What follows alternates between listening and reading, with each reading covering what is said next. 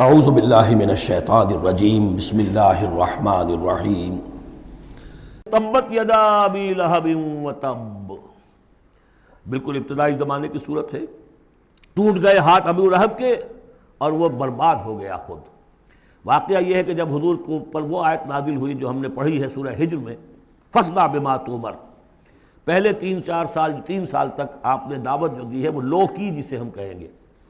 کبھی بھی آپ کی دعوت انڈر گراؤنڈ نہیں تھی، اس کو تو سمجھ لیجئے، یہ تو لفظ استعمال کرنا ہی غلط ہے۔ لو کی، اور لو کی میں کیا تھا؟ پرسنل تعلق، پی پی کالز، لوگوں سے جن سے بھی تعلقات تھے، انفرادی گفتگو میں آپ اپنی دعوت پیش کر رہے تھے۔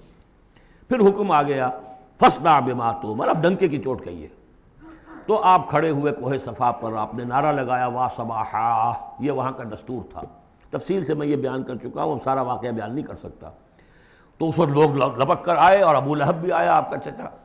جب حضور نے وہاں اپنی دعوت پیش کی تو اس نے کہا تباً لک لہذا جمعتنا، ہم سمجھے تھے کوئی بڑی اہم بات تم نے بتانی ہوگی تو ہمیں بلایا ہے، ہم پہنچ گئے ہیں اور تم نے ہمیں اس کام کے لیے جمع کیا تھا، تو تمہارے ہاتھ ٹوٹ جائیں۔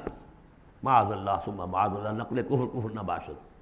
چونکہ حضور بنو ہاشم کو 2 دفعہ گھر بلا کر کھانا کھلا چکے تھے، تو اسے تو معلوم تھا یہ دعوت کیا تھی، لیکن یہ جو طریقہ آپ نے اختیار کیا تھا وہ تھا جیسا کہ وہاں پر عام الارم کے طور پر ہوتا تھا کہ کوئی فوج کی خبر آئے، کوئی فوج حملہ آور ہونے والی ہے، تو جس شخص کے پاس بھی وہ خبر پہنچ جاتی تھی وہ کپڑے اتار کے مادر ذات برہنہ ہو کر کسی اونچے مقام پر کھڑا ہو کر نعرہ مارتا تھا وا صباحا، ہائے وہ صبح جو آنے والی ہے، غارت گری والی صبح۔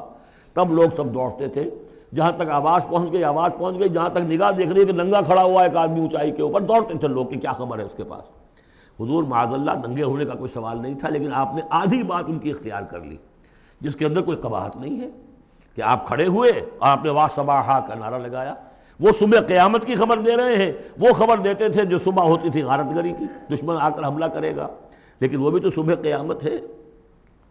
بات کوئی تو ہنسی کی نکلے، خندہ صبح قیامت ہی صحیح، صبح قیامت بھی تو ہے نا آخر۔ تو اس نے کہا آپ تمہارے ہاتھ ٹوٹ جائیں، تم نے اس کام کے لیے بلایا تھا۔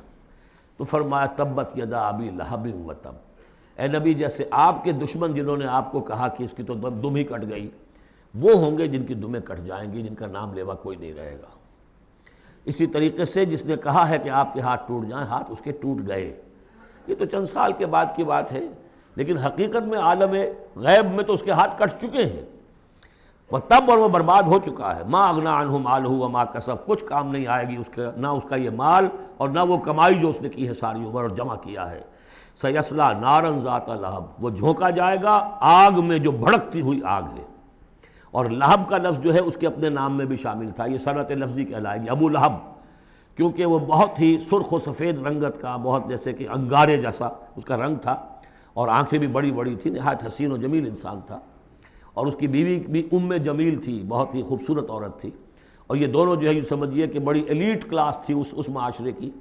اس کے پاس منصب تھا، یہ خزانہ، وزیر خزانہ تھا حرم کا، چنانچہ اس کے بارے میں مشہور تھا کہ اس میں سے اس نے سونے کے بنے ہوئے ہرن چرا لیے ہیں۔ اخلاقی طور پر اس کا جو ہے وہ بدنامی اس درجے کی تھی، لیکن یہ کہ حرم کا خزانہ جو تھا وہ اس کی تحویل میں تھا، تو بڑا اونچا منصب دار تھا۔ تو اس کے لیے یہ کہا کہ جیسے یہ دہکتا ہوا انگارہ ہے، اس کو رنگ ہم نے دیا ہے، ایسی ہی دہکتی ہوئی آگ میں ہم اس کو جھونکیں گے۔ وامرأتہ، اور اس کی بیوی کو بھی۔ کیوں؟ یہ بھی اتنی ہی دشمن تھی حضور کی جتنا کہ ابو لہب دشمن تھا حضور کا، بلکہ یہ کہنا مشکل ہے کہ بیوی زیادہ دشمن تھی یا یہ کہ یہ شوہر زیادہ دشمن تھا، دونوں۔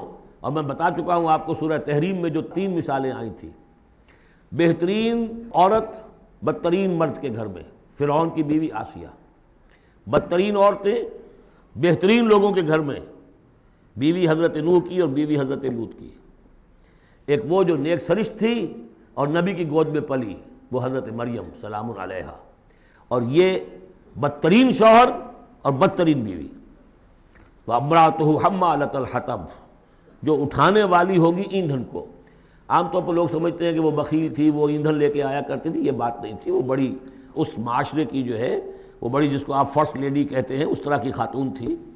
اصل مطلب یہ ہے کہ یہ اس وقت جو حرکتیں کر رہی ہے، یہ اپنے شوہر کے آگ کے گڑھے کو اور بھڑکانے کے لیے ایندھن لا رہی ہے۔ فی جیدہا حبل من مسد، اس کے گلے میں جو یہ ہار پڑا ہوا ہے موتیوں کا، حقیقت میں یہ اس رسی کے مانند ہے جس رسی کے اوپر یہ اب جائے گی آخرت کے اندر، تو وہ لا کر ایندھن اسے باندھ کر اور جہاں شوہر جل رہا ہوگا وہاں پہ اس کو ڈالے گی اور دہکائے گی اس آگ کو. یہ ہے مراد اس سے کہ در حقیقت وہ اٹھائے گی وہاں حطب لکڑیاں، اور فی جیدہا حبل من مسد، اس کے گلے کے اندر یہ جو ہار ہے یہی اس کی رسی بن جائے گا. صدق اللہ العظیم.